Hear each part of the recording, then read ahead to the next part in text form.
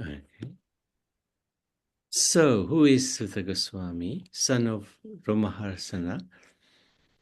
Lord Balaram, not wanting to participate in Kurukshetra war, visited and bathed in. It's fine now. I have joined you, Okay. He and I actually will came just to leave the about holy what. Naimisharanya forest Yeah. where great sages were performing an extended fire sacrifice. So, this is now explaining what happened to the father of Ramaharshana. Now, while being worshipped by the assembled sages, so Balaram came into this arena at Naimisharanya, thousands and thousands of sages. I think it was 88,000 sages were there. And um, everybody worshipped, everybody woke up, everybody got up to honor him. They offered him a seat. However, the Lord noticed that Ramaharshana Sutta, the father of Sutta Goswami, who is a disciple of Vyasadeva, sitting on the speaker's seat, had failed to stand in deference to him. Angered by this offense, Lord Balaram killed Ramaharshana by touching him with the tip of a blade of kusha grass. So this was to reduce the pride of Ramaharshana, who did not stand, knowing who Balaram is, knowing the scriptures, yet he did not honor him. So simply by the tip of a blade of grass, he finished Ramaharsan, just to show his power and strength. The assembled sages were disturbed by what Balaram had done, and they said to him, "You have unknowingly killed a Brahman. Therefore, even though you are above the Vedic injunctions, we request you set a perfect example for the general populace by atoning for this sin." Now, of course, Balaram doesn't commit sin, he's a supreme lord. But just to show as an example, they asked him to atone. Then Baladev, following the Vedic maxim that one's son takes birth as one's own self, granted to Ramaharshana's son, Ugrashrava, that's Sutta, the position of speaker of the Puranas. And in accordance with the sage's desires, he promised Ugrashrava a long life with unfailing um, sensory capacity. So Sutta Goswami, he was a Shrutida. Shrutida means one who just hears once and he can remember everything he hears. So he was also present when Sukadev Goswami spoke the Bhagavatam to Parikshit Maharaj for 7 days. So Vyasadev wrote that what Sutta Goswami spoke to the sages as the Srimad Bhagavatam. So interesting how this scripture has come about. So the father of Sutta Goswami was actually,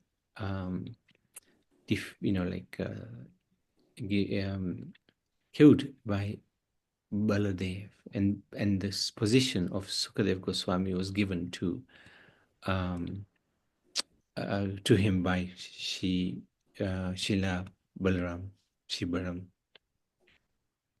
Okay, so that's who Sutta is. And at some point, we will also have we'll have a look at Ramaharshana, who he actually was, what he did. The conversation between Parikshit and Shukadev in the second canto describes the two types of creation. And the conversation between Brahma and Narad describes the nectar of the Lord's activities. The second canto of the very intelligent Vyas also describes the characteristics of the Puranas and the process of creation. So this is an idea. First canto is basically how this Bhagavatam came about. Second canto talks about creation. Third canto talks a lot about creation again, and the description of Brahman, Paramatma. It's essentially a conversation again between Maitreya and Vidur. It also describes Sankhya Yoga, Kapil Dev, what Kapil Dev put into place. So it's very, very powerful third canto. Fourth canto And third canto is very technical as well. It sometimes can be a little hard to completely digest, understand it. Now, fourth canto begins with the story of Sati, who committed suicide because of the offense by her father to Shiva, Lord Shiva. Also contains a virtuous story of Dhruv. The supreme fourth canto narrates the virtuous stories of Prithu as well, Pranicha Bar Hishat, and of the Visarga, the secondary creation by Brahma. So there's two creations. One is by Vishnu, second is by Brahma. And Brahma's creation is by the mercy of Vishnu. So that's the fourth canto. Fifth canto talks about the virtuous story of Priyavrat, his dynasty, as well as the descriptions of the universe with its lokas. Also describes hell. So it's fifth canto is again a tough canto to go through, digest it. The story of Ajamil is in the sixth canto. The progeny of Daksha is also in there. This history of Vritasura. Vritasura is a very interesting personality. Although born in a family of demons, because he was a son of Prahlad, yet he was a great, great devotee, just like Prahlad. And at its end, oh, was it him? Was it Vritasura? Anyway, I can't remember now exactly. It may not be Prahlad actually. We'll come to it anyway. And at its end, the virtuous birth of the Maruts was as spoken by Vyas in the sixth canto, which concerns the Lord's comprehensive mercy. The seventh canto is the virtuous story of Prahlad and a description of Varana. Actually, Vritasuri cannot be Prahlad's because unless there's a shift in the timeline, because the Bhagavatam does not follow a straight timeline, so it might be father. Anyway, we'll check on that. The virtue story of Prahlad and description of Varnashram based on material desires are narrated in the seventh canto. So Lord Nrsingadev's appearance is described in the seventh canto. Very, very important canto. O Dear Child, which concerns the description of materially motivated activities. Eighth canto describes Gajendra's liberation and the Manvantaras, periods ruled by the Manus. It talks about the churning of the ocean, which is what we were discussing a week before last, and the bondage of the opulent Bali. The eighth canto provides the story of Matsya as well as the history of Suryavamsh, the dynasty of the sun god, and gives a description of Somavamsh, the dynasty of the moon god. The ninth canto contains a description of the dynasties, speaks of various Vamshas and their characteristics, O great sage. So ninth canto includes Lord Ram, his pastimes. There's a few chapters. And then the 10th canto. The story of Krishna's childhood, his life in Braj as a boy, young boy, his life in Mathura as an older boy, his life in Dwarka in his youth, and his removal of the earth's burden are remembered in the 10th canto in regard to the topic of annihilation. And then the 11th canto, the talks between Narad and Vyas, between Yadu and Dattatreya as an Avadut Brahman, and between Krishna and Uddhav. This is called the often known as the Uddhav Gita, as well as the mutual end and liberation of the Yadus are remembered in the 11th canto. And the 12th, the final canto, the future of Kali Yuga, there's predictions in the 12th canto. The liberation of King Parikshit, how he went to the spiritual world. The what happened? Okay. The expansion of Vedic branches, the austerity of Markandeya, this incredible Muni, and the transcendent supreme glory of Lord Krishna are described along with the enumeration of the Puranas in the 12th canto. Thus I have narrated to you, dear child, the Srimad Bhagavatam, which concerns the ultimate shelter. One who speaks, hears, teaches, appreciates, follows this summary narration will get devotion to the Lord, enjoyment in this world, and liberation.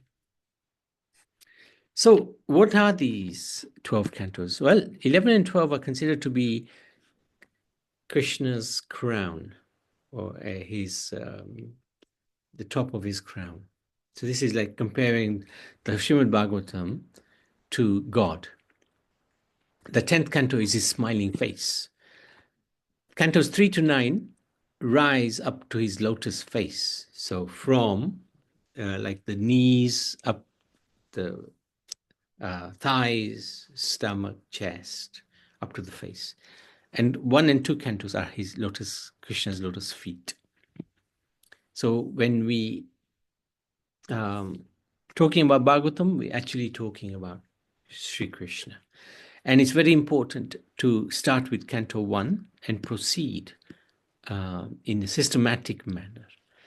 Many people just like to go straight into the chapter 12.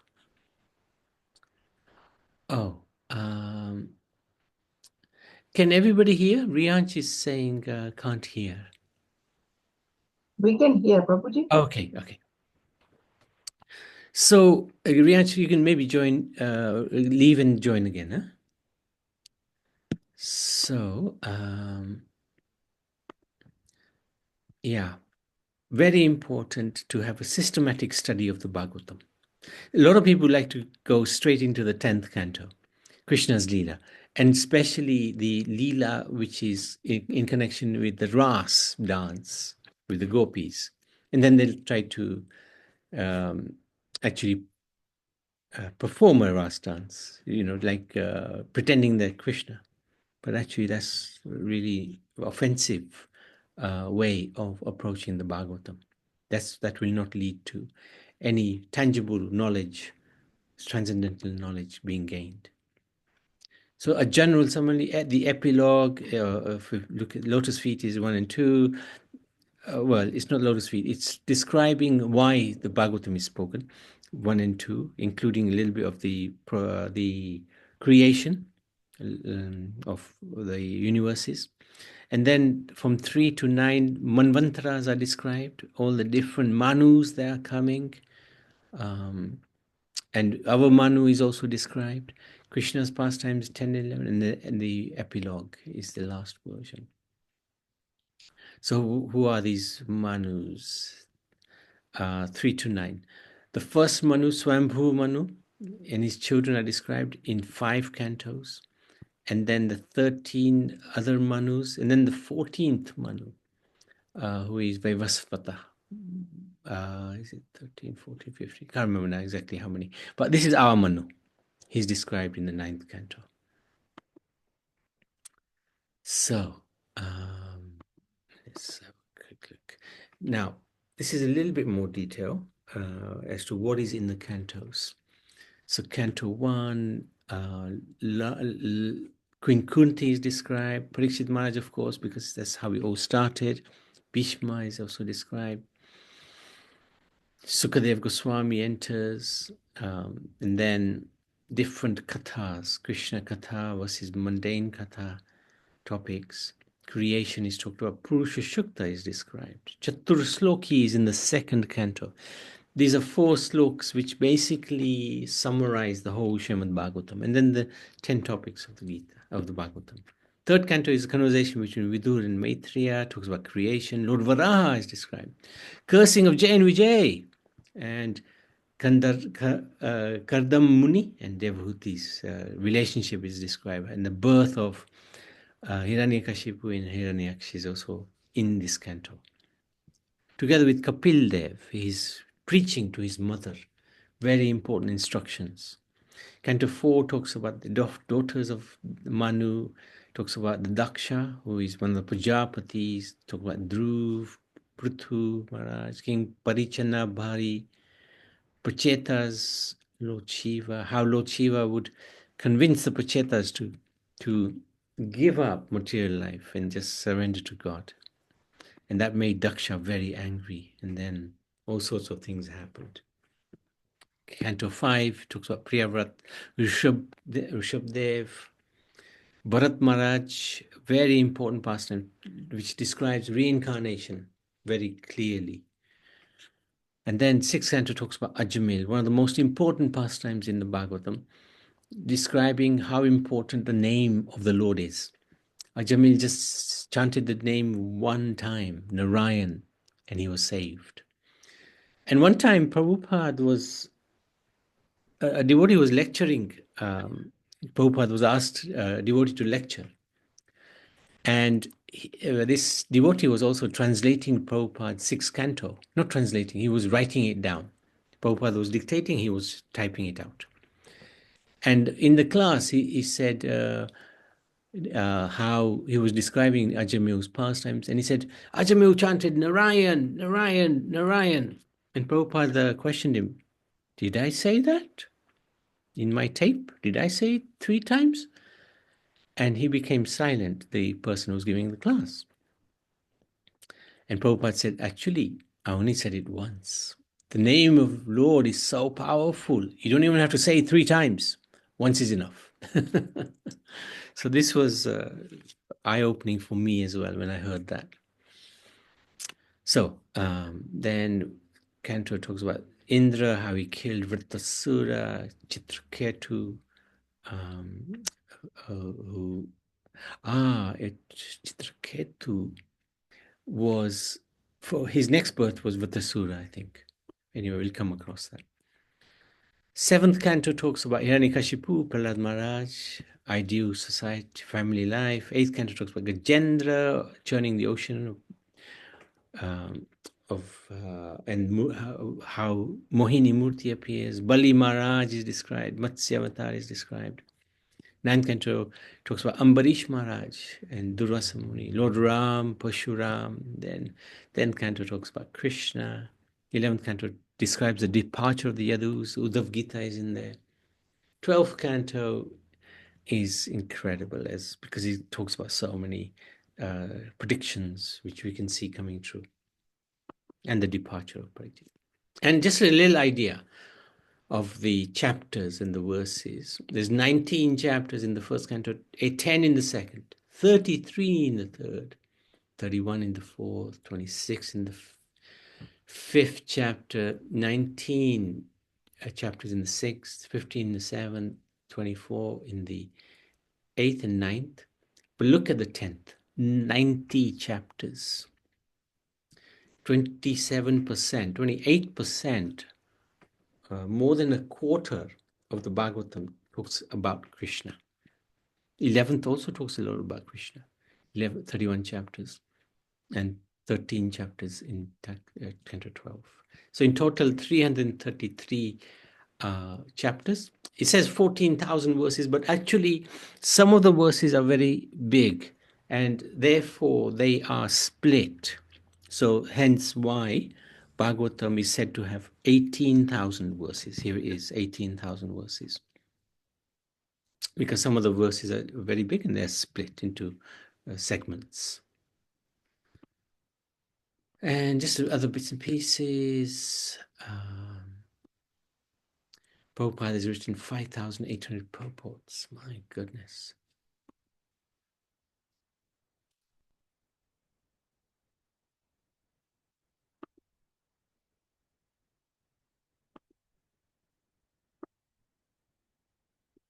These are just a little bits and pieces just to give us an idea of the various sizes of the different chapters in the Bhagavatam.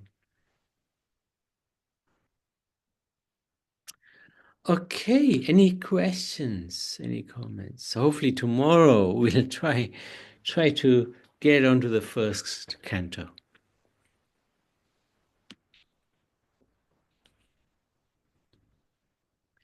Okay, thank you so much. Srimad Bhagavad Puran ki jai, Shri Radha Krishna Bhagwan ki, Srila Prabhupada ki jai.